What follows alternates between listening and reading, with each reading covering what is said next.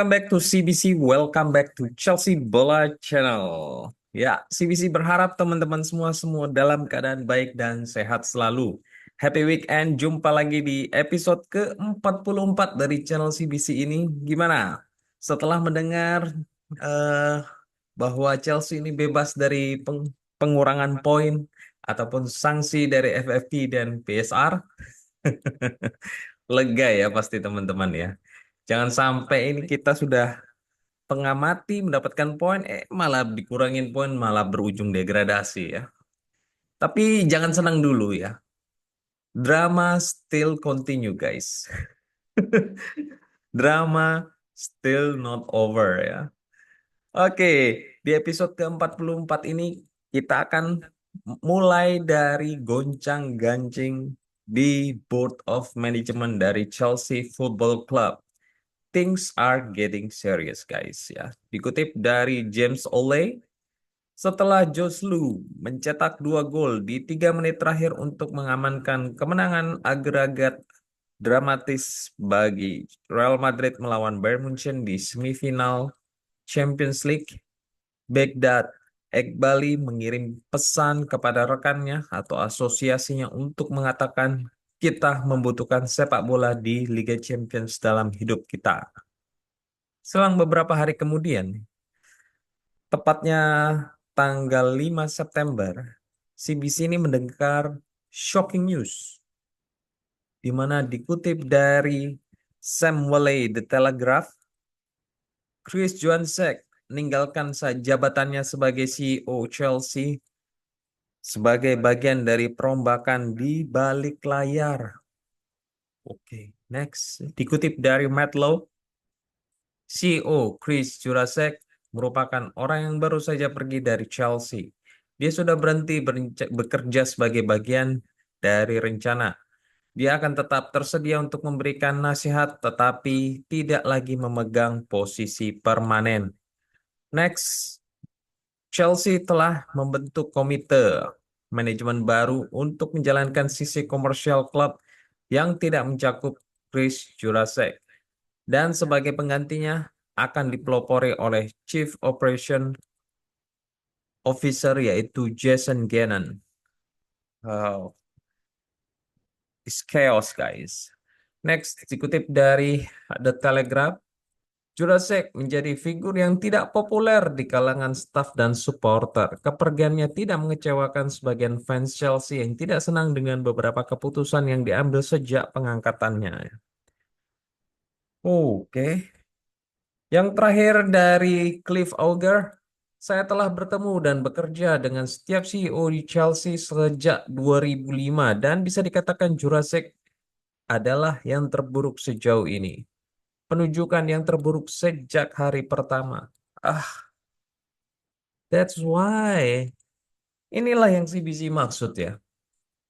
Pas tanggal 1 September lalu ya, di mana CBC ini kecewa karena manajemen Chelsea ini lelet banget dalam menyelesaikan administrasi di deadline day, ya kan? Sehingga banyak pemain kita itu yang sudah agreement satu sama lain tapi gagal pindah karena telatnya administrasi. Ini loh yang CBC selalu tekankan. Ini ada yang nggak beres dengan manajemen Chelsea. Kenapa tidak dikeluarkan? Karena dalam segi penjualan dan peminjaman itu terbengkalai, teman-teman. Di mana sudah habis masa waktu deadline-nya. Ada Datro Fofana, kemudian Alex Matos, ya. Ini gagal, padahal sudah ada klub yang mau menampung mereka, ya. Di video tersebut CBC itu beberapa kali mengkritik ya dari manajemen Chelsea karena atas ulah tingkah mereka ini Chelsea mengalami kerugian ya. Karena selain harus menanggung gaji yang di mana mereka itu tidak bermain di kompetisi di liga kompetisi atau berkompetisi, itu juga kehilangan pemasukan dong ya. Itu tidak main-main, teman-teman. Jutaan pound sterling, ya kan? Untuk dipinjamkan atau untuk pembelian, tapi karena hanya masalah administrasi yang tidak sigap, ini jadi kacau balau. Akhirnya menambah ekstra cost lagi untuk pembayaran gaji. Jadi dan menunda kita untuk mengambilkan keuntungan dari player yang mestinya sudah kita bisa jual atau kita bisa loan gitu loh. Selain itu, memang CBC ini lihat pasca di take over ya dari era zamannya Roman Abramovich ke eh, Blue Consortium, di mana orang-orangnya ini Todd Boehly ini yang ditunjuk ini masih rookie dalam mengelola football ya, teman-teman. Karena kita bisa lihat dari 2 musim berturut-turut sponsor depan ya, itu tidak dapat ya. Hampir 1,5 bulan itu musim lalu tanpa sponsor, baru kemudian masuk Infinite Athlete, itu pun hanya jangka waktu pendek karena mereka punya adendum kalau misalkan Chelsea tidak itu berhasil menembus Liga Champions, maka mereka akan mencabut dukungan di depan jersey, akan masuk ke belakang, di belakang jersey ya. Jadi itulah ya teman-teman yang CBC bilang. Ini berantakan sekali gitu loh. Penunjukan pemain, pelatihnya juga nggak jelas ya. Setelah dipecat Tuchel, terus kemudian Harry Potter itu datang, sorry, Graham Potter, ya kan Graham Potter itu datang, terus kemudian balik lagi, diambilnya Lampard, ya kan meskipun sebagai intern, ya kan itu nggak banget. Kemudian penunjukan Pochettino, ya, perekrutan pemain, staf pelatih yang amburadul. Kalau CBC kalau nggak salah ingat ya, itu sempat merekrut pelatih mental dari rugby di entah dari Australia atau dari mana ya. Itu kan nggak jelas ya teman-teman. Makanya ya, nggak heran ya. Sekarang ini kita lihat jajarannya dari football ini out semua ya. Ya semoga perombakan dari Bali ini dapat memberikan dampak yang positif lagi buat Chelsea Football Club. Next, another shocking news dikutip dari The Telegraph. Clear Lake Capital tidak tertarik dengan penjualan Chelsea di tengah klaim perebutan kekuasaan, hanya akan tertarik untuk meningkatkan saham. Next, dikutip dari Matlow, Clear Lake Capital tidak tertarik menjual sahamnya. Clear Lake akan tertarik untuk membeli saham Bully, Walter, atau Wish di masa depan. Ya, buat yang tidak tahu ya teman-teman, kepemilikan Chelsea itu di pasca era Roman Abramovich itu sebenarnya bukan era Todd Boehly, tapi eranya Blue Co atau Blue Consortium. Jadi banyak yang salah kaprah di luar sana ya teman-teman. Karena Todd Boehly ini sejatinya itu hanya memegang saham sekitar 13% doang. Sedangkan yang mayoritas itu adalah Clear Lake Capital atau yang dipimpin biasanya oleh Iqbal dan juga Feliciano. Namun jarang memang terlihat. Karena selama ini Bully itu bertindak sebagai pejabat sport director sebelum ditunjuk menjadi tim eksekutif untuk memimpin Chelsea yang saat itu masih proses transisi dari Roman ke Blue Consortium. Oke, kita langsung masuk saja ke sumber beritanya yaitu dari James Ole dari ESPN. Pemegang saham mayoritas Chelsea, Clear Lake Capital tidak tertarik untuk menjual saham mereka di tengah adanya dugaan perebutan kekuasaan di klub, kata sebuah sumber kepada ESPN. Sebuah laporan dari Bloomberg pada hari Jumat mengklaim bahwa pemegang saham paling terkemuka di The Blues sedang menjajaki opsi untuk membeli satu sama lain. Tetapi sumber yang lebih dekat dengan kepemilikan mengatakan kepada ESPN bahwa Clear Lake hanya fokus pada penyediaan stabilitasi jangka panjang di Stamford Bridge. Clear Lake memiliki 61,54% saham Chelsea dengan 38,46% sisanya dibagi antara pengusaha Todd Boehly, Mark Walters, dan Hans-Jörg Wyss.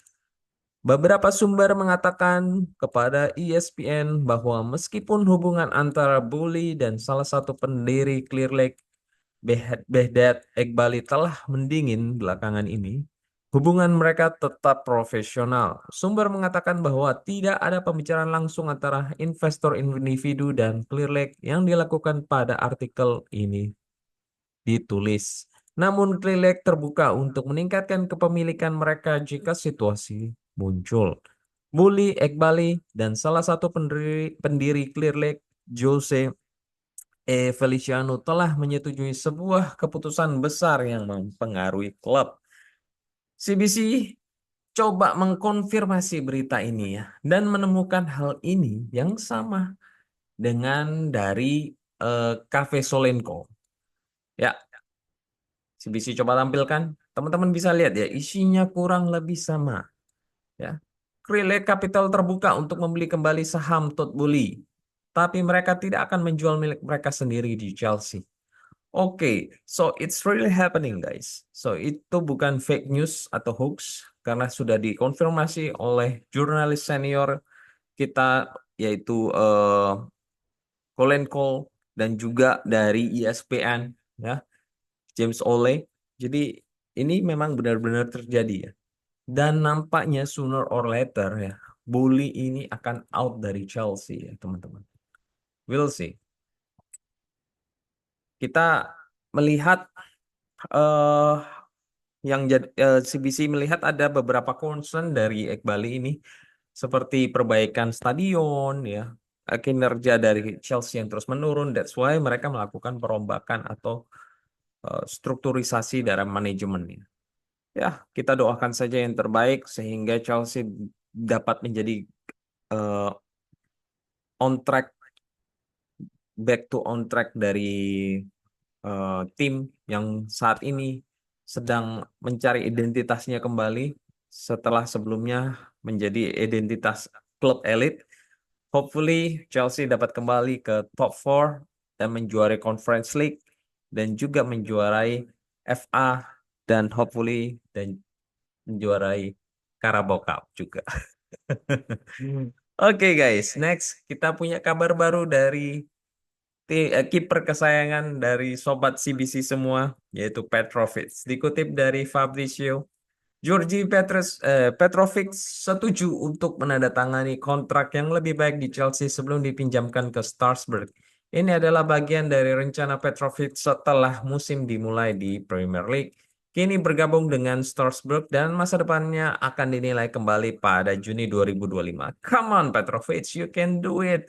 Buktikan bahwa Anda itu layak menjadi kiper utama dari Chelsea dan semoga CBC mendoakan dapat kembali ke Chelsea di musim panas nanti dan menjadi kiper nomor 1 dengan kualitas yang terbaik. Next, ada kabar yang mengejutkan dari Nisar setelah Chelsea tidak akan memanggil Wesley Fofana, Cole Palmer, dan Romeo Lavia ke dalam skuad Conference League mereka untuk fase grup.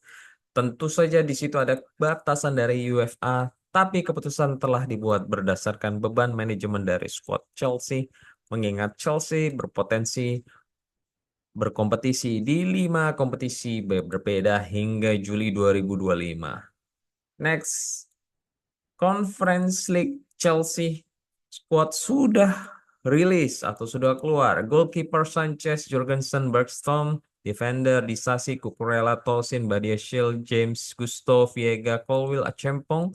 Midfielder ada Fernandes, Madueke, Chukwuemeka, Nkunku, Sancho, Desbury Hall, Kasede, Caicedo, George, dan Dyer. Di forward ada Neto, Mudryk, Felix, Jackson, dan Giu. Untuk yang ada tanda bintang ini adalah dimasuk ke kategori B-list. Dan tentu saja ya, setelah beberapa hari kemudian Chelsea merilis announcement squad Chelsea yang akan berlaga di Conference League. Dan ya, seperti yang tadi dibocorkan oleh Nizar Kinsella ya teman-teman. It's 100% right. Oke, CBC mengharapkan demikian ya teman-teman. Bahwa kita tahu Lavia Fofana itu cedera sepanjang musim yang lalu ya. Dan kita harus menjaga kondisi dari Cole Palmer untuk tetap prima bermain di Liga Inggris. Jadi tidak mungkin buat 3 pemain ini dapat ikut ke Conference League di fase grup karena harus melewati penerbangan yang cukup jauh dan panjang ya ke negara-negara seperti Kazakhstan, Turki, Israel. Ya. Jadi menantinya mereka itu akan kecapean fisiknya. Dan lagian ini kan baru fase grup ya. Jadi CBC itu yakin dengan kualitas tim yang dipilih oleh Chelsea ini dapat berhasil lolos dari fase grup nanti di tanggal 6 2025 Pada saat fase knockout baru kita meregistrasikan ulang ya Palmer, Lavia dan juga Fofana untuk mencapai final dan menjadi juara Conference League. Amin. Oke, that's all di episode ke-46 44 kali ini. Thank you for watching. Don't forget to support channel CB sini by subscribe, like, dan share. Happy weekend. Take care and keep the blue flag flying high. Come on, you blues.